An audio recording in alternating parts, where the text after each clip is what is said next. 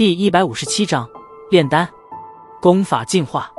盘坐在山洞之中，萧炎将药鼎从那戒之中取出，轻放在面前，然后将炼制护脉丹与冰心丹所需要的材料也全部的摆放在身旁，细细的检查了一番之后，方才轻松了一口气。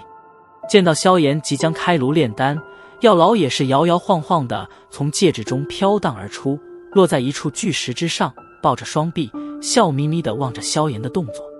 目光瞟了一下药老，萧炎缓缓闭目，在脑海中再次将药老传送过来的2种丹药的药方以及炼药时所需要的分量与火候温习了一遍之后，缓缓地睁开眼来，轻轻搓了搓手，手掌贴着药鼎的火口处，心神缓缓沉入体内，将那气旋中央的紫色火焰小心地抽调而出。紫色火焰在斗气的包裹之下，